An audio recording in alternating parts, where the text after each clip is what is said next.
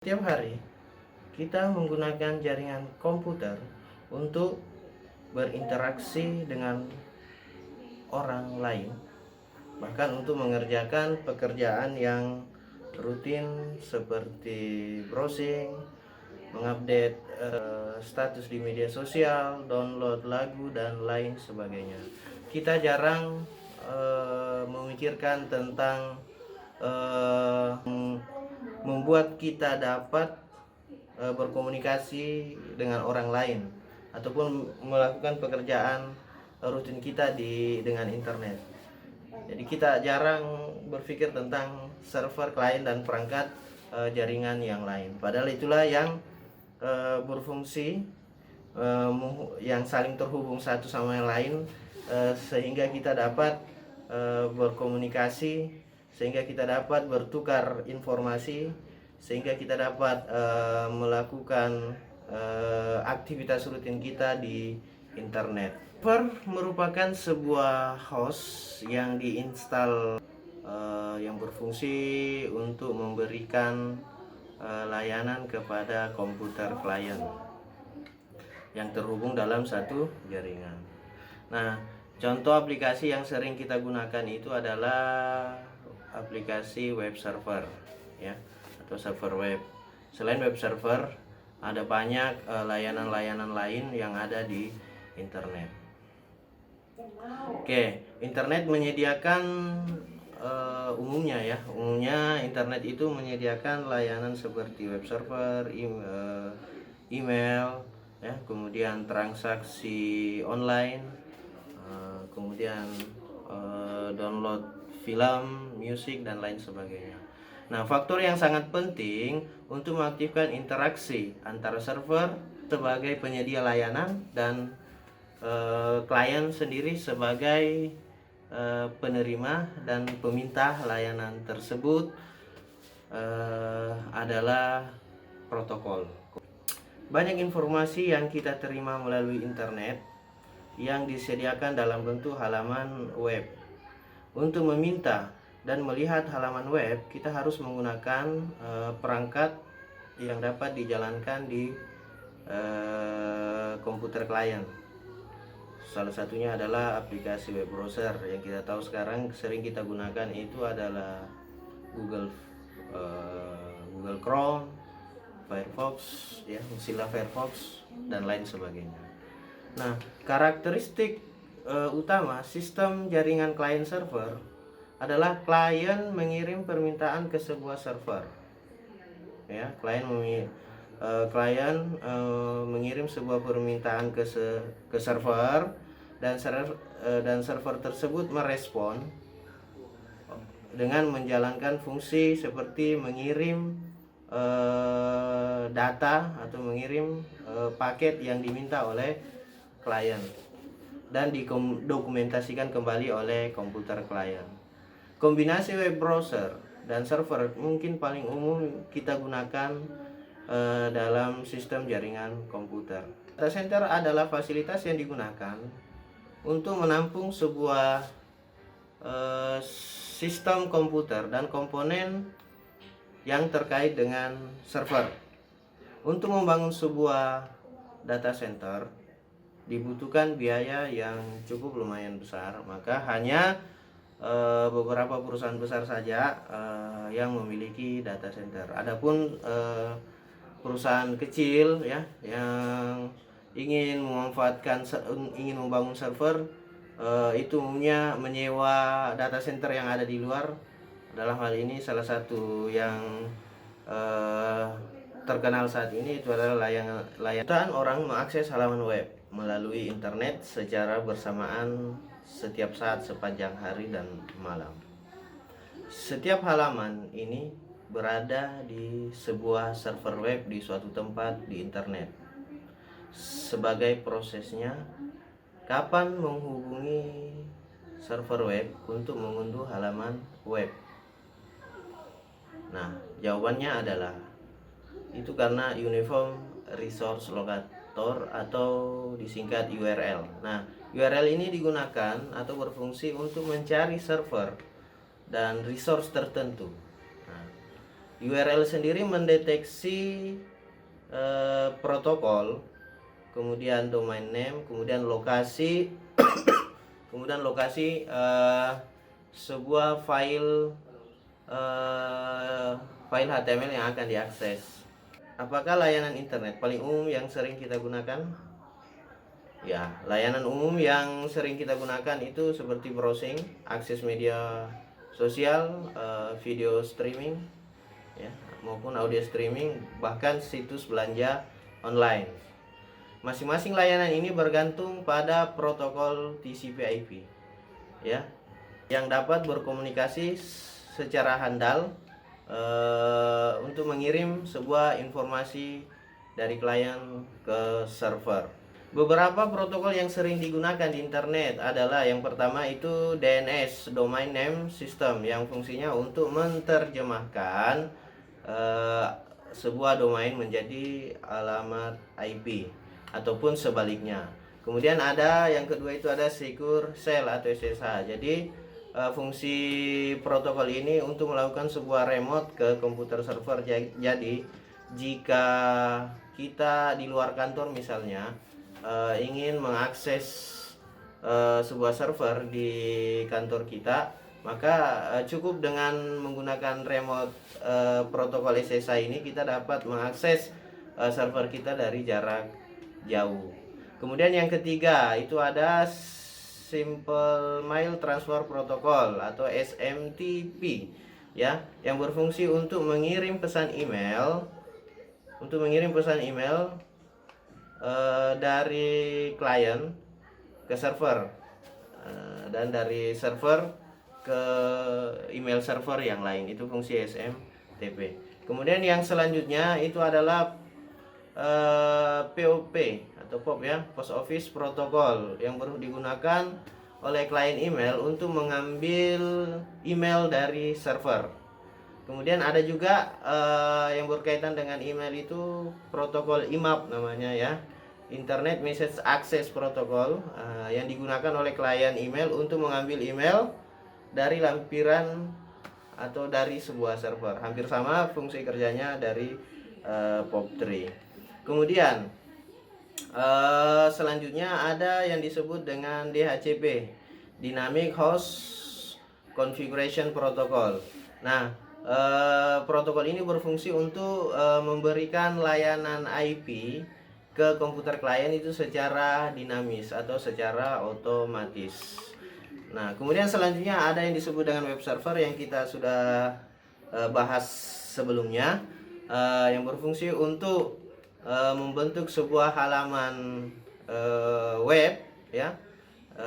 Misalnya salah satu contohnya adalah file HTML ini, agar kita dapat mengaksesnya dari klien, dari komputer klien. Kemudian selanjutnya ada juga yang umum digunakan itu adalah File Transfer Protocol atau FTP, yang berfungsi untuk melakukan transfer file secara interaktif dari klien sebagai penerima ke server, ya, sebagai penyedia layanan. Sebuah web server dan klien web menggunakan protokol standar, yaitu operasi protokol dalam proses pertukaran informasi dan memastikan bahwa informasi itu atau pesan itu dapat diterima dan dipahami.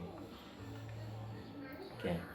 Berbagai protokol yang digunakan oleh halaman web, ya, hingga terjadi sebuah proses pertukaran informasi. Jadi ada 4 level dari protokol TCP/IP itu sendiri. Pertama itu ada level application layer protocol. Nah, aplikasi web tentunya akan berjalan pada protokol HTTP yang berada pada layar aplikasi. Nah, HTTP ini mendefinisikan format permintaan dan tanggapan yang dipertukarkan antara klien dan server. HTTP bergantung pada protokol lain. Jadi HTTP ini tidak dapat bekerja sendiri, membutuhkan protokol yang lain. Nah, protokol yang lain itu ada di layar selanjutnya. Nah, layar selanjutnya itu adalah transport layer protocol. Nah, transport layer protocol ini Disinilah bekerja protokol bekerja Transmission Control Protocol atau yang biasa kita sebut sebagai TCP. Nah, TCP ini berfungsi memastikan bahwa paket yang kita kirim itu sampai ke tujuan, ya, sampai ke tujuan. Nah, begitupun juga bahwa komputer tujuan itu memastikan bahwa paketnya telah sampai ke komputer tujuannya juga. Oke. Nah, selanjutnya di bawah layar transport itu ada disebut dengan internet network layer atau internet layer ya. Jadi internet network layer yang paling umum yang kita gunakan dan setiap hari mungkin ketika kita mengirim data itu adalah internet protokol atau IP yang umumnya kita sebut dengan istilah pengelamatan logik yaitu IP address. Nah, IP bertanggung jawab untuk mengambil segmen yang terformat dari TCP ya, dari layar application yaitu protokol HTTP, kemudian dari HTTP nanti kemudian masuk ke layar TCP. TCP nanti dibentuk bersegmen-segmen ya, segmen paket itu akan dipecah menjadi sebuah segmen, kemudian dari TCP nanti langsung ke layar internet layer yaitu IP. Nah, kemudian setelah IP ini, jadi IP ini berfungsi sebagai pengelamatan logis, jadi memberikan mendaftarkan IP pengirim ke dengan IP penerima. Nah, dari IP turun ke network access layer. Nah, network access layer ini sudah berhubungan dengan fisikal ya, berhubungan dengan fisik seperti media transfernya ya, apakah menggunakan kabel atau menggunakan gelombang radio atau wireless atau menggunakan kabel fiber optik. Nah, itu. Jadi itu keempat tahapan ya, layer bagaimana proses komunikasi ya, bagaimana proses ketika ingin mengirim sebuah data ke server, kemudian bagaimana data itu dari server dikirim kembali ke komputer klien. Oke. Setiap layanan yang tersedia melalui jaringan memiliki protokol aplikasi sendiri yang diimplementasikan di server dan software klien. Selain protokol aplikasi, semua layanan umum internet menggunakan internet protokol atau IP untuk alamat dan pesan atau rute antara host sumber dan host tujuan. Bagaimana server bisa memastikan bahwa paket yang dikirim ke klien itu benar-benar sampai? Oke. Nah, mekanisme ini mekanisme yang digunakan untuk memastikan bahwa paket yang dikirim itu sampai ke tujuan ya, dengan metode pengiriman yang handal, itu adalah Transmission Control Protocol. Nah, ketika sebuah aplikasi membutuhkan acknowledge atau pengakuan ya, pengakuan maksudnya di sini antara komputer penerima dengan komputer, antara klien dengan server, itu ada sebuah persetujuan ya. Umumnya ini dikenal dengan proses three-way handshake ya. Proses persetujuan sebelum data dikirim itu harus ada proses persetujuan dulu bahwa saya akan si klien akan mengirim permintaan ini, begitupun juga kembalinya server akan mengirimkan layanan ke komputer ini. Nah, ya itu salah satu fungsi TCP ya. TCP memecah sebuah pesan ya. TCP memecah sebuah pesan menjadi potongan-potongan kecil yang kita kenal dengan istilah segmen ya. Segmen diberi nomor secara berurutan dan diteruskan ke proses IP ya, untuk disusun menjadi sebuah paket. Jadi dari TCP, paket data itu akan dipecah-pecah, pecah-pecah ya, akan dipecah-pecah menjadi sebuah segmen. Nah, setelah itu baru diteruskan ke internet protokol yang segmen ini akan dirubah menjadi sebuah paket. Oke ya. Nah, TCP melacak jumlah segmen yang telah dikirim ke host tertentu dari sebuah aplikasi. Jika pengirim tidak menerima segmen dalam waktu tertentu, kita mengasumsikan bahwa segmen tersebut hilang dan dikirim kembali. Hanya data yang hilang itu yang akan dikirim. Jadi TCP tidak akan mengirim paket secara menyeluruh. Jadi bagian yang hilang saja. Itulah keunggulan dari protokol ini. Oke ya, hanya berbagi pesan saja. Oke, pada host penerima, TCP bertanggung jawab ya, untuk menyusun kembali segmen pesan dan meneruskannya ke bagian aplikasi. Oke. FTP dan HTTP adalah salah satu contoh protokol yang ada di layar aplikasi.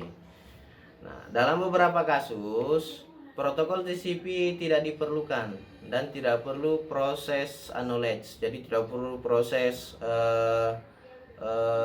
pemastian bahwa si klien akan mengirimkan paket, begitupun sebaliknya ke server akan menerima dan mengirimkan ulang paket tersebut. Nah, dalam kasus tersebut, nah di sini protokol UDP atau User Datagram Protocol berfungsi ya, yang mungkin menjadi sebuah pilihan utama. UDP adalah sistem pengiriman upaya terbaik ya. Jadi UDP tetap mengirimkan proses pengiriman secara terbaik. Cuman dia tidak memerlukan tanda acknowledge atau dia tidak perlu memulai dan mengakhiri sebuah komunikasi. Jadi dia hanya mengirimkan paket secara terus-menerus. Yang jelas paket itu sampai. Nah, UDP lebih disukai dengan aplikasi seperti streaming audio dan voice over IP atau VoIP ya. Nah, ucapan proses three-way handshake yang saya katakan tadi itu akan memperlambat proses pengiriman data. Jadi bayangkan ketika kita mengirim sebuah video, jadi sebuah server mengirim video ke klien, tiba-tiba ada paket atau dari potongan-potongan paket di file video itu hilang, maka otomatis kalau menggunakan TCP maka proses akan berhenti. Nah, ketika proses berhenti, maka proses akan berjalan kembali ketika paket yang hilang akan dikirimkan kembali. Tentunya akan membuat proses sangat lambat. Nah, kalau menggunakan UDP ya, jadi contoh biasanya kalau paket hilang itu ketika kita mendengarkan sebuah streaming, tiba-tiba suaranya normal ya. Normal, kemudian di pertengahan ketika kita memutar sebuah video tiba-tiba suaranya kecil, bahkan hilang sambung ya. Jadi tidak pernah ini ya, tidak pernah di streaming itu akan mengulang dari awal, dia akan continue terus ya, meskipun di proses pemutaran video streaming tersebut ada suara yang mungkin tidak kentara atau tidak jelas atau bahkan tidak ada sama sekali kemudian dilanjut. Nah, itu salah satu contoh penggunaan protokol UDP. Untuk mengilustrasikan bagaimana UDP bekerja, pertimbangkan bagaimana sebuah host menyelesaikan permintaan domain name ke IP menggunakan DNS. Jadi DNS tidak memerlukan layanan TCP karena sebagian besar permintaan DNS diselesaikan dalam satu paket.